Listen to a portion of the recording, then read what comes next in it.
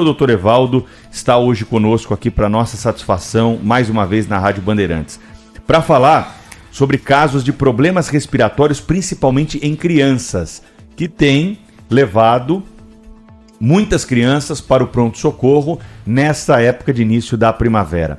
Doutor Evaldo, seja bem-vindo. O que está acontecendo, hein? Por que nós estamos registrando aí um aumento desses casos nessa época do ano? Bom dia. Bom dia, Pedro. Bom dia, Agostinho. Bom dia a todos os ouvintes. Então, Pedro, nós temos aí uma confluência de fatores. Dois que eu considero que são os mais importantes. Um é a flexibilização. De uma maneira geral, as pessoas estão retomando o convívio social sem a máscara, que é uma novidade nesse tempo que a pandemia deu uma refluída. E a segunda, a queda da cobertura vacinal de uma maneira geral. Então, esses dois fatores propiciam para que vírus que vinham até então reprimidos e, de certa maneira, com a sua circulação diminuída, eles encontrem um campo fértil para se desenvolver e, a partir daí, então, a gente observa o retorno, né, e com alguma intensidade dessas infecções respiratórias. Doutor Evaldo, bom dia, é um prazer tê-lo aqui conosco mais uma vez. A gente teve um caso agora, que a gente acompanhou mais de perto, que foi o caso da Camila, neta do Datena, netinha dele de 6 anos, que teve problemas respiratórios, ficou internada, o caso até acabou se complicando um pouco mais, mas felizmente ela ficou mais de um mês internada, felizmente já teve alta, tá se recuperando bem. Vai dar tudo certo, se Deus quiser. Mas no caso dela, doutor Evaldo, o que os médicos explicaram, eu não sei se foi de forma taxativa ou se foi uma possibilidade que eles levantaram. Foi a de que, pelo fato dela não ter frequentado as aulas durante esses quase 2 anos, né, teve aula à distância, como a maioria, acho que a totalidade dos alunos aqui no Brasil ficou tendo aula à distância, não teve contato com os amiguinhos, não frequentou o ambiente escolar, enfim. A explicação que deram, ou uma das explicações, uma das possibilidades foi essa.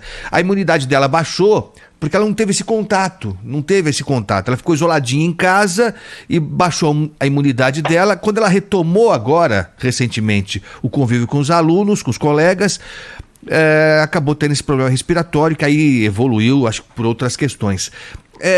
Faz sentido isso? Isso é um risco mesmo? Isso pode ser uma das consequências inesperadas, nem sei se tão inesperadas, dessa pandemia, doutor? Faz sim, Agostinho.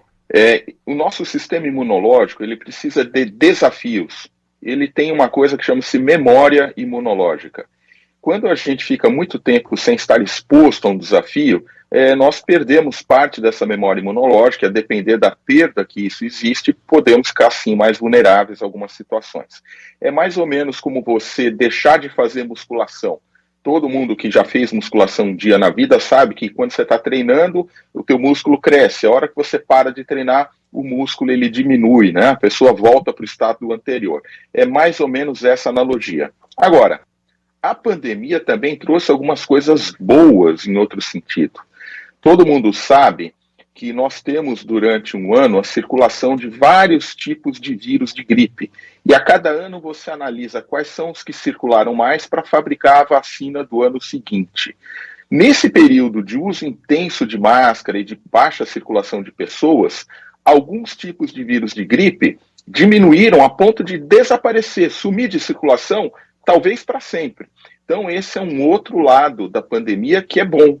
Então, cepas mais agressivas, que antes faziam parte das vacinas contra a gripe que a gente tinha, daqui para frente não mais farão, simplesmente pela razão de que elas deixaram de circular durante a pandemia. Então a gente tem esses dois aspectos para destacar. Um, que é uma redução na memória imunológica, e o outro que é novo e que é bom, que é o desaparecimento, pelo menos até o momento, de algumas cepas de vírus de gripe bastante agressivas. Doutor Evaldo, o influenza A é a gripe comum, né? E está sendo mais verificado do que H1N1. O que está mais preocupando nesse momento os médicos? O vírus influenza, Pedro, ele se divide em 2 grandes grupos, o A e o B. O influenza A é aquele que a gente chama de pandêmico, são aqueles vírus que têm um potencial de alta transmissão e de causar doença importante em grandes regiões, né, inclusive globalmente, daí o nome pandêmico. O influenza B é aquele que a gente chama de sazonal. É a gripe comum, é a gripe que dá todo ano, é a gripe localizada. Então a gente tem surtos de influenza B. Os dois vírus, eles circulam. No Brasil, nós temos tido registro, os laboratórios de vigilância que fazem esse registro, o A tem circulado um pouquinho mais, e aí entra o H1N1, o H1N3. Então, nós temos o influenza A e o B convivendo. A diferença ela é mais semântica, porque na prática o A tem se comportado muito parecido com o influenza sazonal e causado surtos, felizmente sem o impacto que já teve no passado, certamente refletindo a nossa política consistente de vacinação. Falar em vacinação, doutor Evaldo, eu queria falar sobre meningite. A gente está voltando, né, de volta para o passado. Alguns problemas que pareciam superar, aliás, não é só na saúde que alguns problemas que pareciam superados estão voltando, aí ou ameaçando voltar, mas na saúde em particular, nós temos a poliomielite, que é um problemão, e a meningite, que também preocupa. Pelos últimos dados que eu vi aqui, os casos estão acontecendo no país inteiro, o maior número de casos aqui em São Paulo. Se eu não estou errado, já são 58 casos confirmados e 10 mortes, só aqui em São Paulo, pessoas vítimas de meningite. O último caso foi um homem de 22 anos. Então, isso deixa claro que é uma doença grave mesmo, muito contagiosa, pode matar, pode deixar sequelas. Eu queria que o senhor falasse um pouco, doutor Evaldo, sobre a meningite. O quão grave é esse quadro que a gente está vivendo agora, doutor? Olha, Agostinho, mais uma vez o reflexo da nossa falta de políticas públicas, né? Por N razões. Então, a queda da cobertura vacinal, ela nos deixa mais vulneráveis, o retorno ao convívio social nos deixa mais expostos. A meningite é uma infecção que compromete as membranas que envolvem o cérebro, o sistema nervoso central. Então, é como se o nosso cérebro fosse um pacote e a meninge é o que faz o embrulho do pacote. Quando isso se inflama, é uma situação extremamente grave. Nós temos várias causas para meningite. A grosso modo, nós vamos dividir em causas virais e causas bacterianas. As causas virais, elas vão se apresentar clinicamente com um quadro de febre, um mal-estar, sintomas neurológicos, se for um paciente imunodeprimido, eventualmente com maior gravidade, mas via de regra, a grande parte dos quadros de meningite viral até passam, de certa forma, despercebidos e se recuperam rapidamente, como se fosse uma síndrome infecciosa comum. São, portanto, infecções um pouco mais brandas, mas ainda assim de preocupação. Já as bacterianas, elas têm uma característica de causar um processo inflamatório muito exuberante. E esse processo inflamatório muito exuberante, ele traz alterações locais no cérebro bastante intensas, que vão se traduzir clinicamente por aquela criança que tem febre alta, um grande mal-estar, as crianças que já conseguem falar, vão falar que estão com dor de cabeça, e em quadros mais severos você começa a ter a criança que tem o quadro de coma, o rebaixamento do nível de consciência, convulsão. Quando existe uma coisa que a gente chama meningococcemia, que é a disseminação hematogênica da bactéria do Neisseria meningitidis, a gente tem manchas vermelhas que traduzem uma grande gravidade, com uma alta taxa de letalidade. Então, Agostinho e ouvintes, a meningite é extremamente séria. Nós, médicos, quando estamos diante de uma suspeita de meningite ou de um caso de meningite, nós temos que fazer o melhor possível para reverter essa situação. E o que é o melhor possível para reverter essa situação? Primeiro, o diagnóstico correto.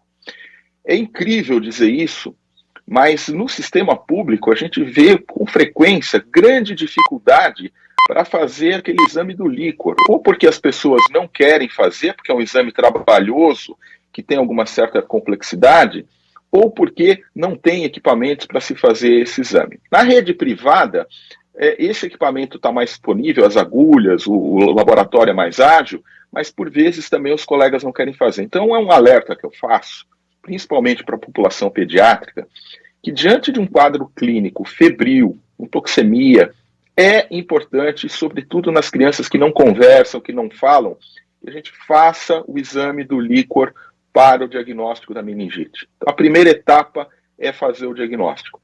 A segunda etapa é tratar. E o tratamento, quanto mais precoce, menor a chance de você ter sequelas e insucesso. Esse tratamento ele vai ser feito com o uso de medicamentos anti-inflamatórios e vai ser feito com o uso, sobretudo, de antibióticos. Felizmente, hoje, nós temos antibióticos bastante efetivos que conseguem tratar. Mas, mesmo assim, o ideal da meningite é não termos meningite. E não ter meningite está diretamente associado com vacinação. Hoje, no sistema público de saúde, existem vacinas.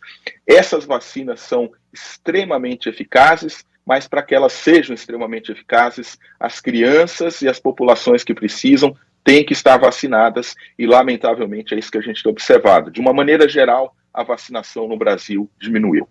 Acho que é importante deixar claro aqui, doutor Evaldo, quais são os sintomas principais da meningite, né? Porque como a gente está falando aí de problemas respiratórios também, isso pode acabar se confundindo, né? Principalmente para quem tem filho pequeno. Quem já é adulto, vai para o pronto-socorro, explica os sintomas, fica mais fácil diferenciar. Na meningite, né? Quais são os primeiros sintomas e como diferenciar? Há como diferenciar isso em casa, de que pode ser uma gripe ou o sintoma da meningite é diferente?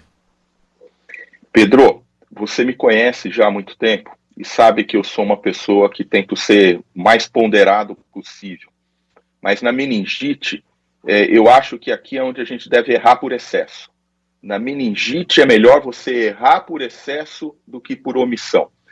E é muito difícil, porque os sintomas iniciais da meningite, eles se superpõem, via de regra, a qualquer síndrome infecciosa.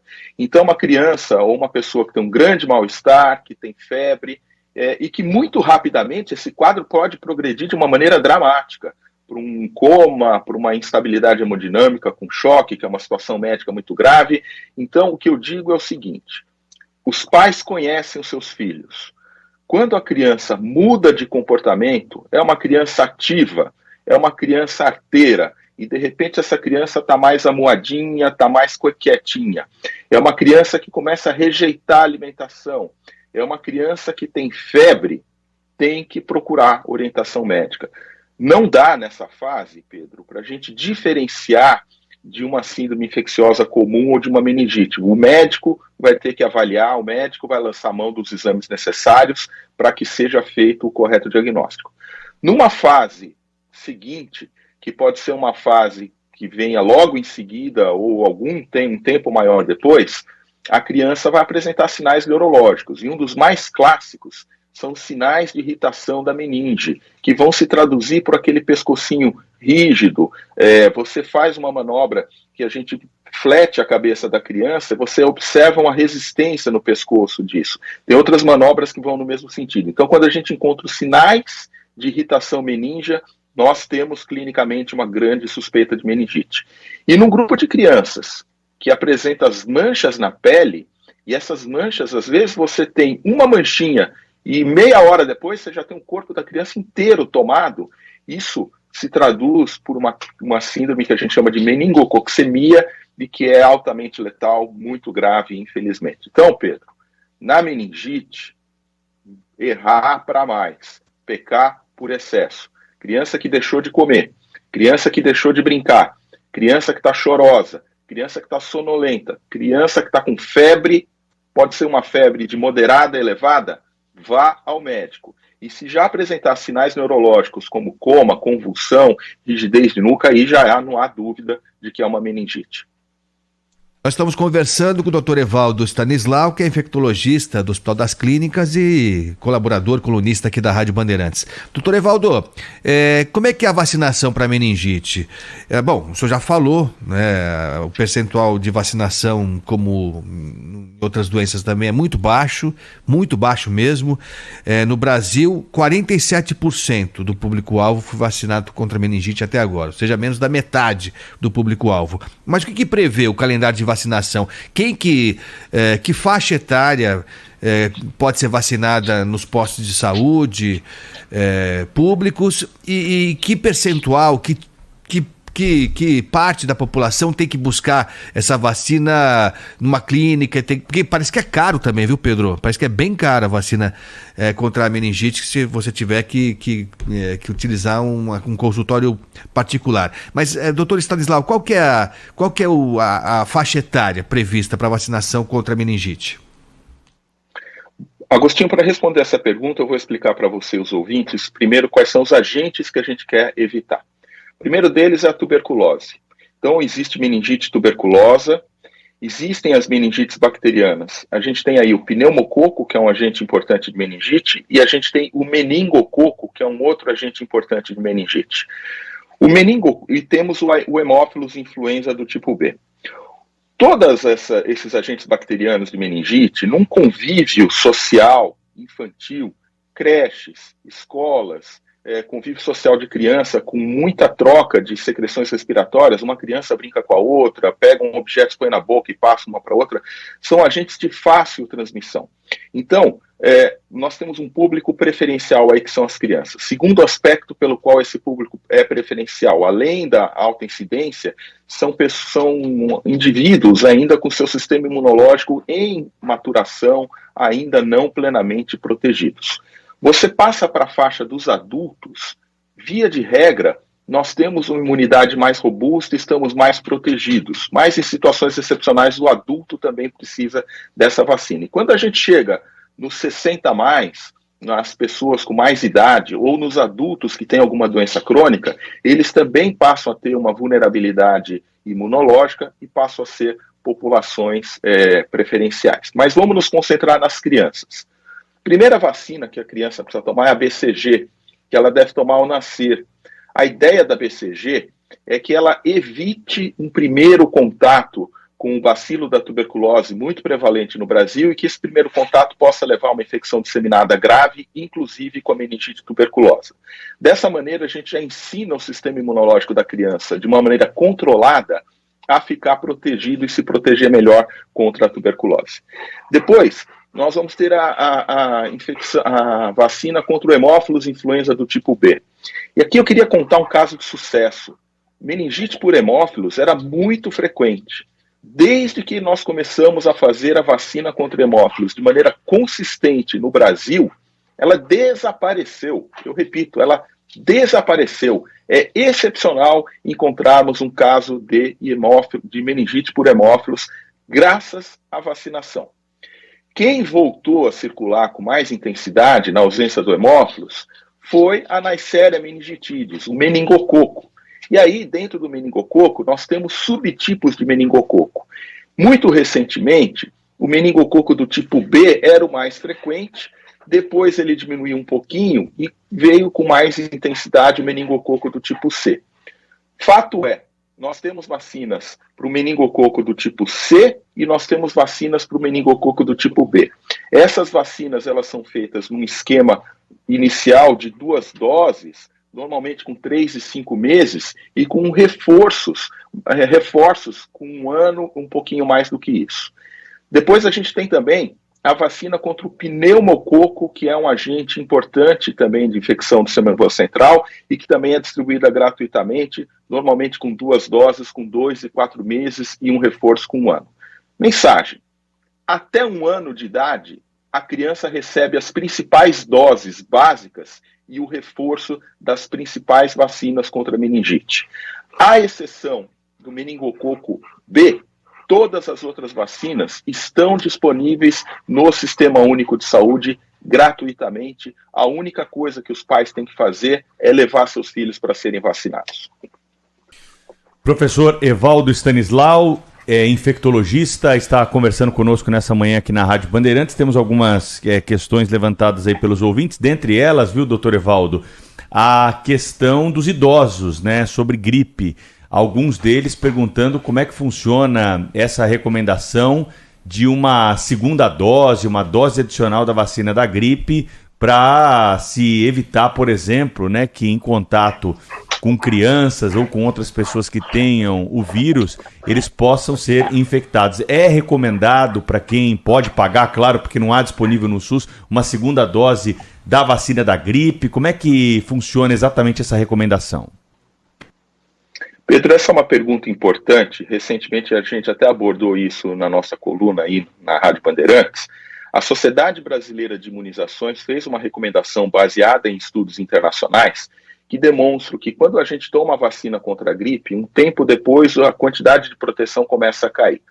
Quando cai essa proteção, sobretudo idosos frágeis, idosos com doenças crônicas, pessoas com mais de 60 anos, ficariam mais vulneráveis a ter complicações. Então, não é uma recomendação, enfatizo, não é uma recomendação para o Sistema Único de Saúde. O que a gente faz no Sistema Único de Saúde já está muito bom, é vacinar contra a gripe anualmente.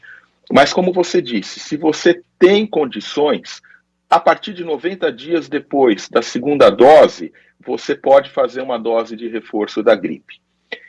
Recentemente, por conta até de um maior esclarecimento dessa recomendação, a Sociedade Brasileira de Imunizações lançou uma nota enfatizando que esta medida é tão ou mais necessária quando nós tivermos notícias de vírus de gripe circulando de maneira extemporânea. E que, para esse reforço, seria importante a gente usar vacinas que já contemplassem essas cepas que circulam de maneira extemporânea. Vou dar um exemplo. Todo mundo se lembra, no começo do ano, que nós tivemos aquele surto de gripe bastante intenso causado pelo vírus Darwin, pela cepa Darwin. Então, aquele seria um exemplo acabado de que valeria a pena fazer um reforço nos idosos 60 anos ou mais com uma vacina que já contivesse a proteção contra a cepa Darwin.